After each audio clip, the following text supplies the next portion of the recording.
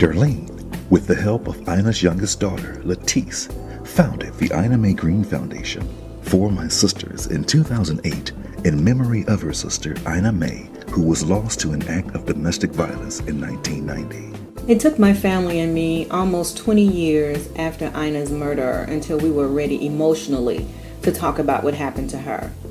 Also during that time, I was busy educating myself about domestic violence so that I could not only answer my family's questions about this crime, but I could help other families to understand what their loved one is going through, as well as how they can help her, because we had no one to tell us how to help Ina. The focus of the Ina Mae Greene Foundation is to raise awareness about domestic violence and to make public the devastating effect this crime is having on our country. In addition to speaking about domestic violence in the community, the Ina Mae Greene Foundation also provides community support programs like Hope is Beautiful, Man Up,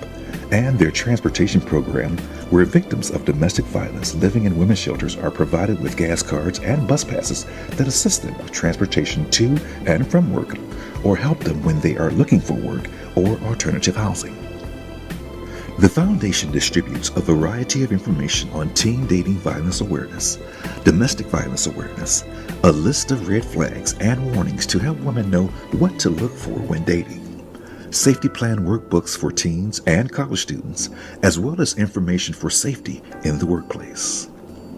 Darlene has written 2 books on the issues surrounding victims of relationship violence. Her first book, When You Live in Fear, is a book of recourses and safety planning for anyone who finds themselves in an abusive relationship. The second book, Blood Relatives, Breaking the Cycle, Breaking the Silence, is a memoir that tells the stories of Darlene's cousin Maggie, Aunt Minnie, and her sister Ina Mae. The book speaks not only about the tragic deaths of her family members, but also offers information as well as resources for women who need encouragement to leave an unhealthy or potentially deadly relationship, along with a little straight-up girl talk about making smart relationship choices.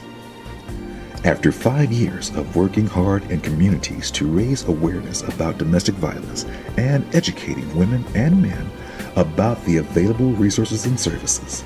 the Ina Mae Greene Foundation continues to assist survivors and their families in leaving violent living situations. Darlene says, "This is just the beginning." We have come a long way in a very short time, but there is so much more work to do. We are not going to stop until this crime is no longer killing men, women, and children in our country.